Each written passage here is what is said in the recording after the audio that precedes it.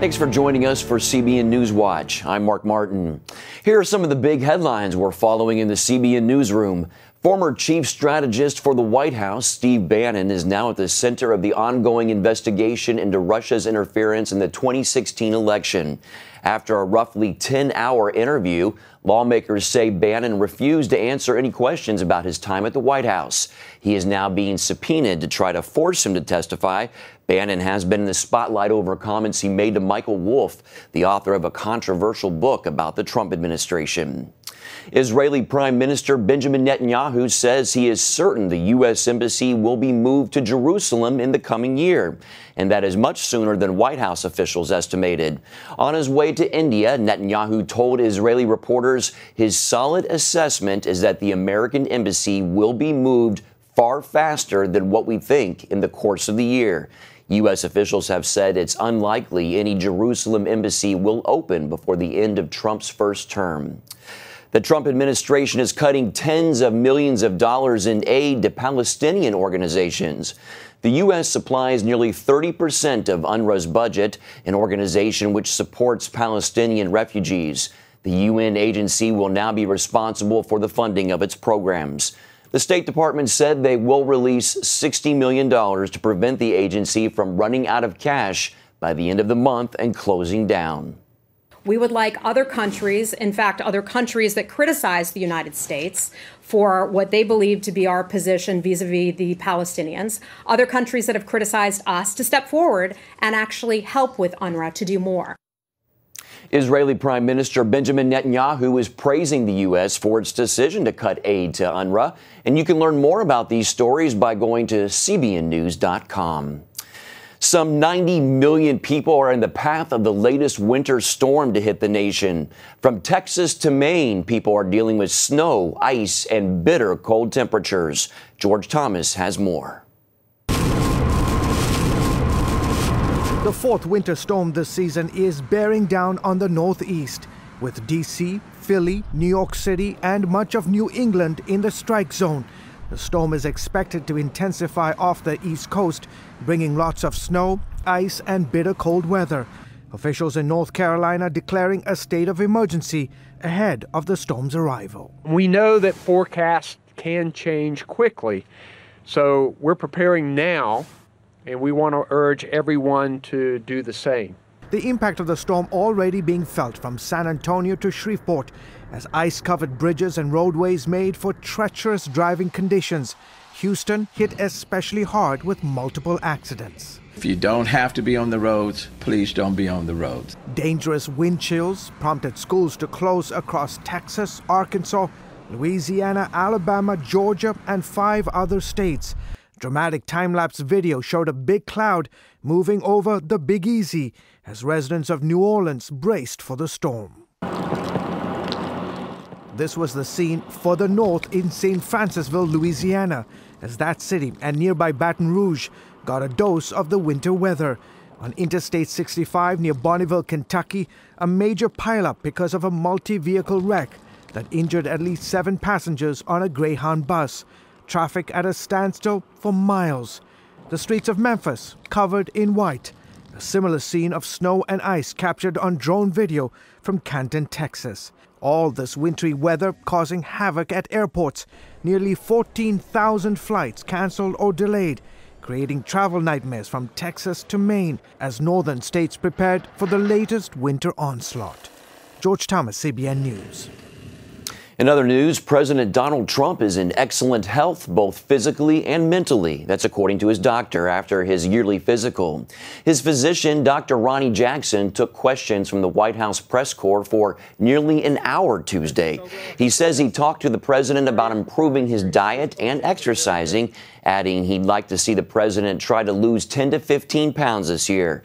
Jackson says the 71-year-old commander-in-chief requested a cognitive test and passed it with flying colors. We picked one of the ones that was a little bit more involved. It was longer. It was the more difficult one of all of them. It took significantly longer to complete, but the president did exceedingly well on it. So that was not driven at all by any clinical concerns I have. It was driven by the president's wishes, and he did well on it. So to follow up. Dr. Jackson says the president personally asked him to answer as many reporter questions as possible. The president is a few weeks away from his State of the Union address. He's expected to highlight the administration's accomplishments and goals for the next year. As Amber Strong reports, President Trump may have laid out a preview to that speech Tuesday at the White House. It's been almost a year since President Trump took office. I, Donald John Trump. And he's made a lot of promises. We've been talking about this for a long time. In 2018, the president and the administration are looking to one group in particular for feedback on the last year: women.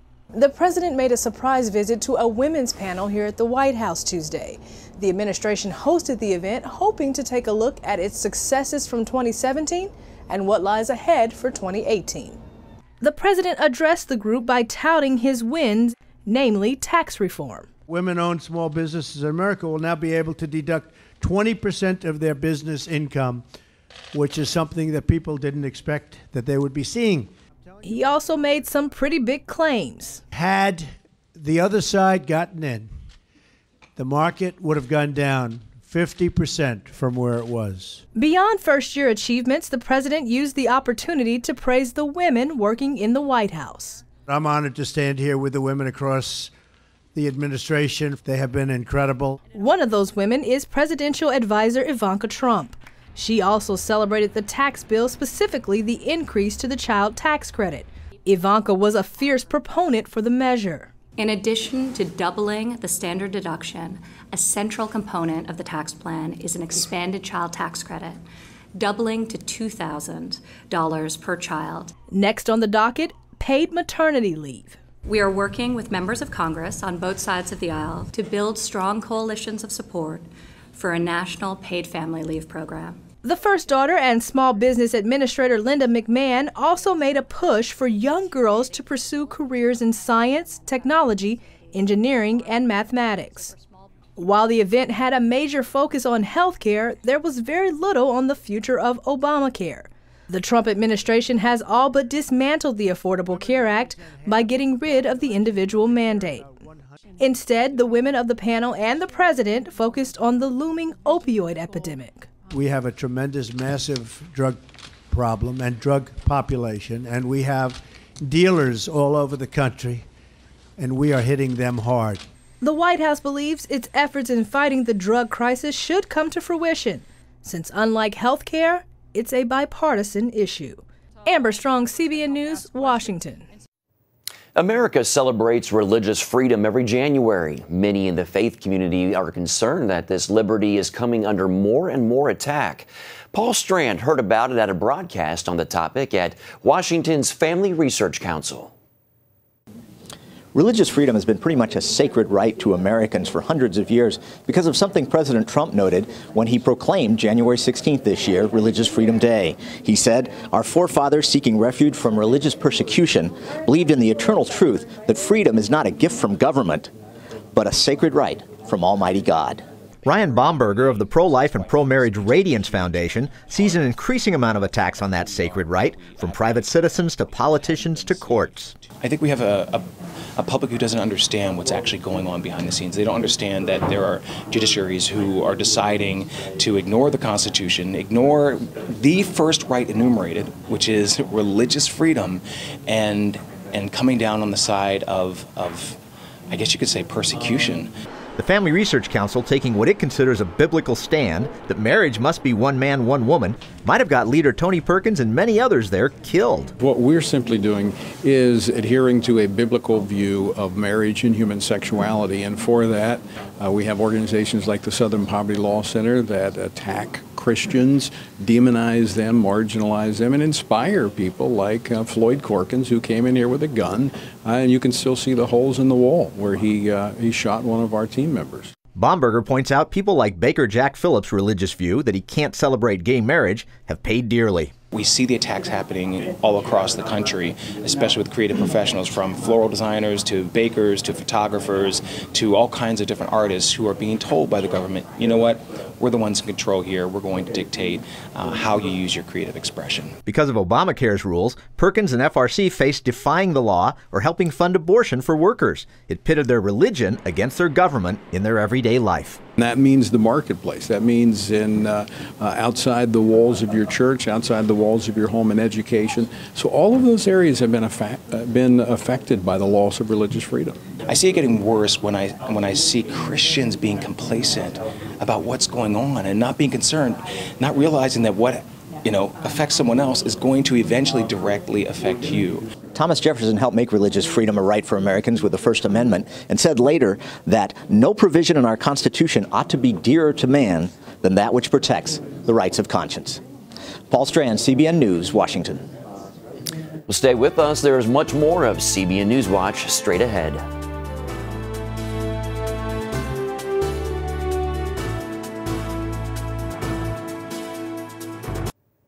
Welcome back to CBN NewsWatch. Israeli authorities are searching for a British man who was missing in the Negev desert, whom they believe is suffering from something called Jerusalem syndrome.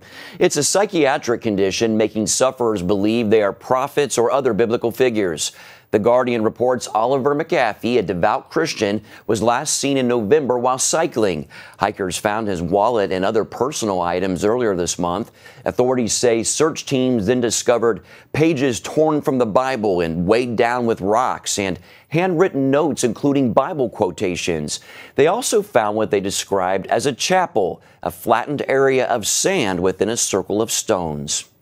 Israeli archaeologists announced a major discovery in the ancient city of David. CBN's Chris Mitchell had the opportunity to see this discovery. It goes back to the time when Jesus walked its ancient streets and the Romans later destroyed Jerusalem. About 20 feet below the surface, Israeli archaeologists have uncovered a 2,000-year-old road next to the city of David. The road leads from the Pool of Siloam below and goes up to the Temple Mount. 2,000 years ago, this likely would have been the route that Jesus took on his way up to the temple.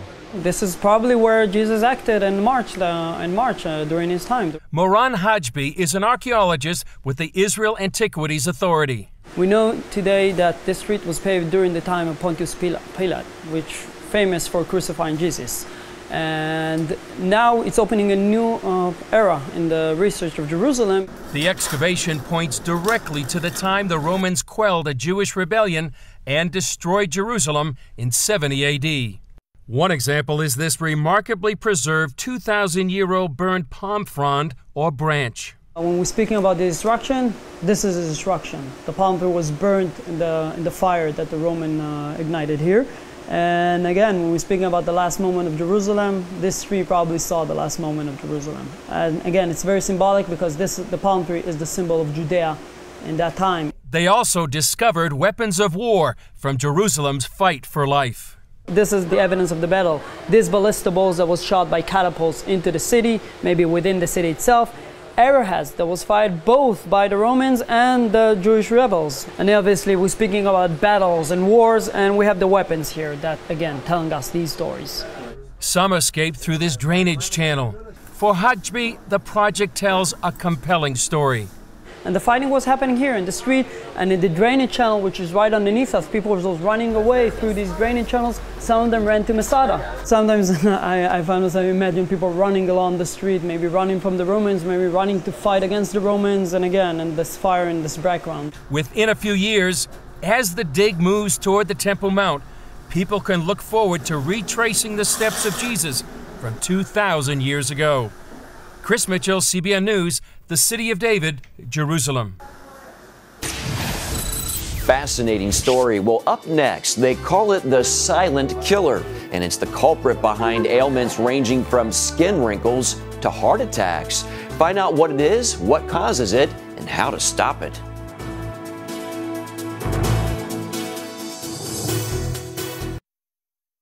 The more doctors learn about inflammation, the more they realize just how destructive it is. But there is good news. You can reduce the inflammation inside your body by controlling what you eat. No matter what type of health problem you're facing, chances are it began with inflammation. This internal irritation causes our whole body to break down. Whether you have a wrinkle in your skin caused by an artery being inflamed, or a wrinkle in your heart, a heart attack, or impotence, it's really the same process. And it's all caused, or at least it starts with, that inflammation in your artery. Dr. Michael Roizen is the chairman of the world-famous Cleveland Clinic's Wellness Institute. He says inflammation is the silent killer that has eluded the medical community for years. And it's only recently that we've understood that it has a role, and only recently that it has a really important or prominent role in causing diseases such as cancer, or in causing diseases such as heart attacks and strokes, or of causing the infectious diseases getting out of control that we now have. Doctors know for sure that inflammation causes all kinds of illness. But what causes inflammation? Mostly an unhealthy diet. One that includes sugary drinks, sweet food, and refined carbohydrates such as white bread, pasta, and rice. Also, hydrogenated oils, also known as trans fats, found in packaged foods, fast food, margarine, shortening, and most peanut butter. And the third highly inflammatory food group is omega-6 fats. Causes your arteries to get inflamed, causes your immune system to get inflamed, and decreases your ability to fight infections, decreases your ability to find cancer cells and get rid of them before they cause cancer, and increases inflammation and atherosclerosis in your arteries. So that's the omega-6s. Unfortunately, omega-6 fats are everywhere. We cook and bake with them. They're in packaged food, fast food, and restaurant food. But if you know how to spot them on the store shelves and in the list of ingredients, you can avoid them. Omega-6 fats are vegetable oils, such as soybean oil and corn oil, but also peanut oil, grapeseed oil, cottonseed oil, safflower, and sunflower oils. So even though a certain food may contain 0 dangerous trans fats, it may still be a bad choice because it's loaded with inflammatory omega-6 fats. A good example of this is store-bought salad dressing and mayonnaise. The truth is, omega-6 fats are technically okay as long as you eat about the same amount of omega-3 fats. The problem is most Americans eat 25 times more omega-6s than omega-3s, and that imbalance causes massive inflammation. Omega-3 fats mostly come from seafood. The ratio of omega-6 to omega-3 is important. The higher the ratio, the more omega-6 or the less omega-3, the more inflammation. There are only a few sources of omega-3 fats. Certain types of fish or fish oil capsules are the best. Other, less potent sources are walnuts, ground flaxseed, dark green leafy vegetables, and eggs fortified with omega-3s. Also, grass-fed meat is higher in omega-3s than grain-fed. Olive oil is a great way to reduce inflammation, even though it's not technically an omega-3, but rather its cousin, omega-9. Omega-3, omega-7, omega-9, we don't know why the oddness is good, but that oddness means that it decreases inflammation. But be careful not to get olive oil too hot. What happens with all the oils once you get above their smoke point is you denature them. That is, you change their character. So instead of having omega-9, they become a different oil. And in fact, they have a different structure that may not be healthy. And in the case of olive oil, we don't believe is healthy. So that's why you don't want to go over the smoke point of any of the oils. So for optimal health, eat an anti-inflammatory diet, one that's low in sugar and other carbohydrates, trans fats, and omega-6 fats, but high in the odd-numbered fats like omega-3 found in fish, omega-7 found in macadamia nuts, and omega-9, which is in olive oil. Lori Johnson, CBN News. A lot of good health information there. Thanks, Lori. We'll be right back with more of CBN NewsWatch. Stay with us.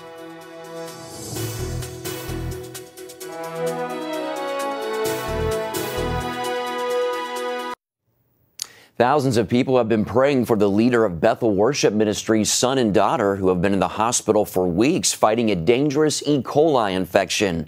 Well, now we have good news to report. They're finally going home. Joel Taylor posted a video update to his Instagram account yesterday as he and his wife walked out of the hospital with 2 healthy children.